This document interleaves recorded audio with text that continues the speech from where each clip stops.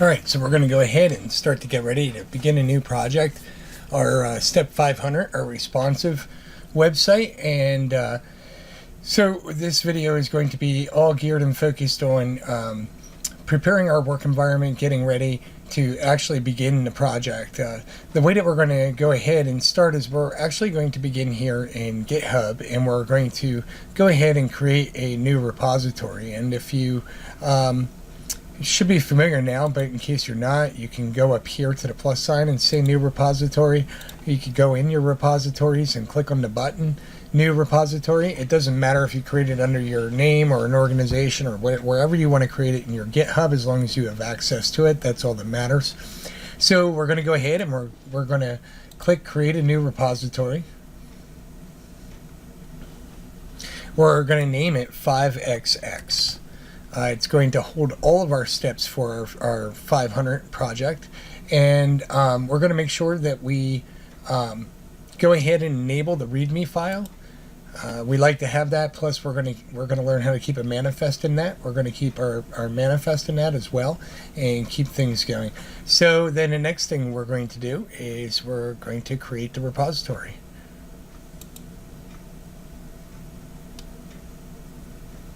Now that we have the repository created, we can see that we have the readme file in there. And the next thing we're going to do is we're going to go right ahead into settings, and we're going to set up our GitHub Pages. And this is just so we can view our work as we push it up.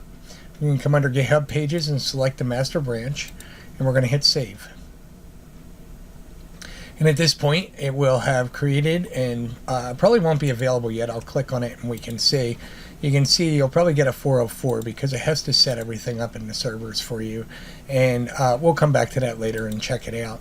But for now, we have our settings. We have our repository created. We're in here. We're good. And our next step is going to be that we want to clone our repository down to our computer.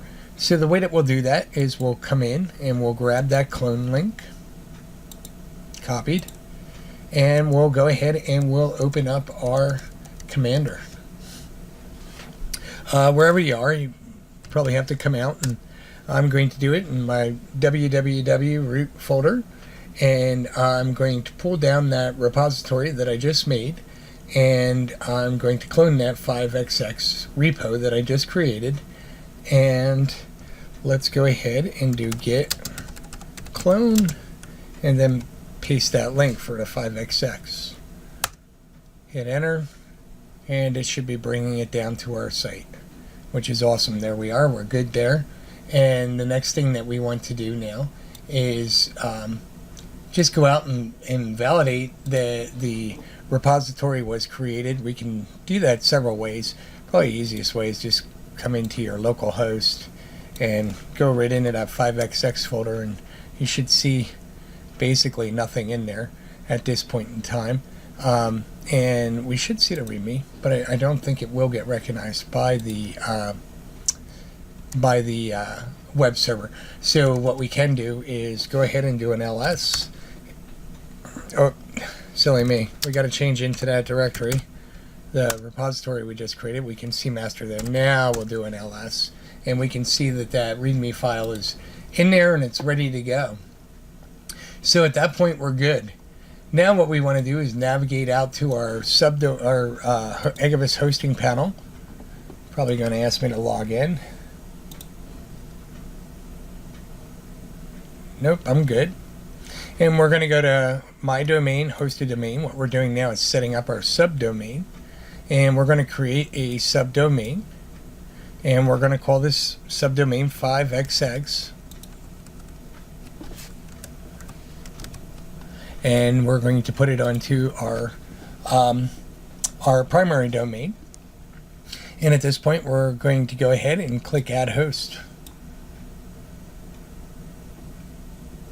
So we've created our 5xx, which I can see right here. And our subdomain, what we want to make sure that we do is that we add an SSL to it right away. We can see right here that we have no SSL certificates. So if we come over here and we hit edit subdomain, and we come up here to the IP addresses and we select available shared IP SSLs. It will automatically set our secure socket layer setting to request let's encrypt. At this point, we want to go ahead and we want to say edit host. Now you'll be tempted to go out and try this once it's implemented, but this can take a while for the SSL to take place. We'll take a look here in a minute and we'll see. We'll go out and we'll look at our subdomain, which is now secured. We'll click to open it, and we can see that the starter page is there. And if we try to go HTTPS, I doubt it's going to work right now. It normally takes a little while, and you can see I'm spinning. So we'll go ahead and we'll come back and we'll try that again in a little while, a little later. But at this point, we know that we have our subdomain created. We know that we've applied our SSL to it, and we'll just have to wait for it to take some time to come into effect. The next thing that we want to do is go ahead and we want to create a user for our subdomain and FTP user. So we'll go to Files, FTP Accounts, and we'll go ahead and we'll just create a new FTP user. And we're going to call that user student with the password of raccpass. If it's already in there, retype it anyway, save yourself the trouble. And we're going to select that subdomain that we created, 5xx, and we can see that it's pointing to the root, to the path that we need it to be pointing to. And so at this point, we'll go ahead and we'll add the FTP user. Now that we've created it, we know that our password is raccpass, and we can just go ahead and we can copy the username. And the next thing that we want to do is we want to go define a site in Dreamweaver. So we'll come out and we'll say site, new site, and we're going to call it 5xx. We're going to go ahead and link this, our folder, we're going to point it right to our 5xx repository that we just cloned down. And then we're going to go to our servers and we're going to add our server. We know that we copied everything there, so I'm just going to put 5xx up there inside outproject.com, basically the server name. I'm going to put the username in here. I'm going to copy everything but the username underscore and put that in my FTP address. And then I'm going to put in raccpass as the password and test my user.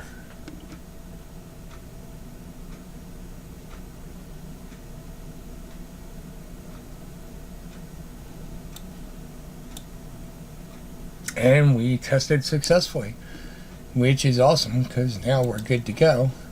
And at this point, we know that we have our FTP all set up. We know that we're good to go. So the next thing that we want to do is save that out, save that, and it'll flip us over to our new site. At this point in Dreamweaver, we should be able to click Git, and we can see that we're in our master branch, and our file system is there. And we can go look at our remote server real quick. Great, and then we'll come back down to our local server. Now we want to go ahead and just do a couple modifications. And the first thing that we want to do is right-click on the README file, open with Dreamweaver. And in here, we're going to go ahead and we're going to put in https://5xx.insideoutproject.com. You want to put your address in there.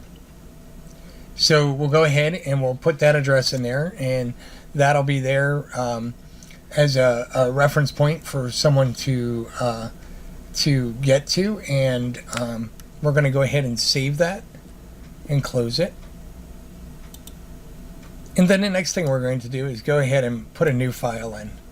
And that new file is going to be index.html.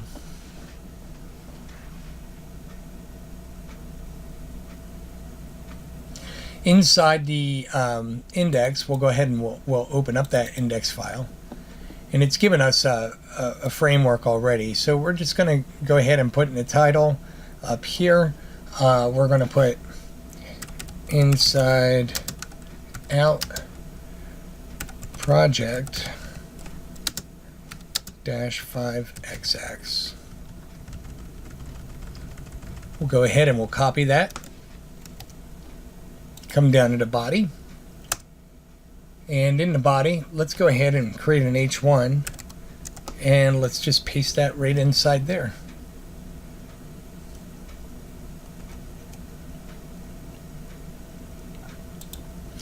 Now that we have that done, we can go ahead and let's highlight the root of our site and let's do a sync. And what we want to do is, if we go back out to our site and take another look real quick, and we see this is the file that we currently have out there. We want to get rid of that, and that's an XHTML as where we're putting up an HTML. And so what we want to do is delete remote files not on local drive. And we'll preview that, and that's going to tell us put the readme file, and we're going to highlight the index.xhtml, and then we're going to click this little garbage can to get rid of it, and we're going to click OK. Do you really want to delete the site? Yes, we do. By the way, we can close this index.html file now. And what we can do is go ahead and take a peek at remote, and it should reflect. We'll come back to local, and it does reflect our files. Come back to local. Let's go out and refresh. And we can see that that's hooked up there well. Let's go ahead and see if HTTPS is initialized yet. And it has not, and I didn't expect it to. I like to do this because I like you to see me struggling with it so that you understand it's not going to just happen right away for us. So it's okay. Our everything looks good on our remote server. We've synchronized it. We validated. All the files are there, so we're good there. We'll keep trying to validate our SSL as we move along. It's all good and fine. The only other thing that we might do at this point is go ahead and validate our local host that all of those changes are there. And we can see that they are. So we're good there. So the next thing that we want to do in preparing for we're almost ready. The next thing that we want to do is, in preparing for our project, is go ahead into Cmder. And we're going to go ahead and do a git status. We can see that there's notes. We can see the readme was modified and the index was added. So we're going to do a git add.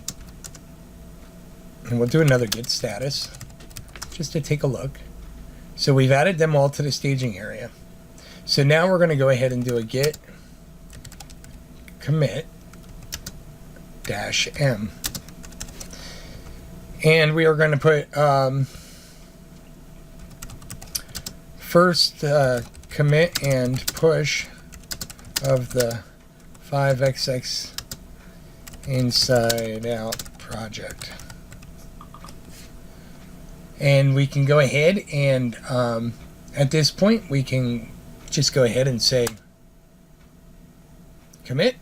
Now it's good, and we'll do a status, and we can see that we're good and clean. So now we'll do a git push origin master to our repository. It's asking me for my username because I do not have my global set, and my password.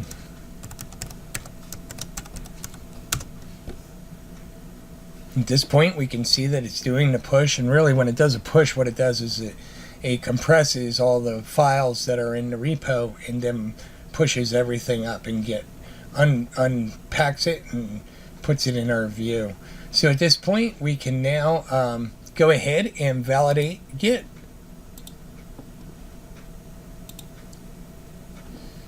We refresh and we can see that link that we put in, which takes us right to our page when we want to go there.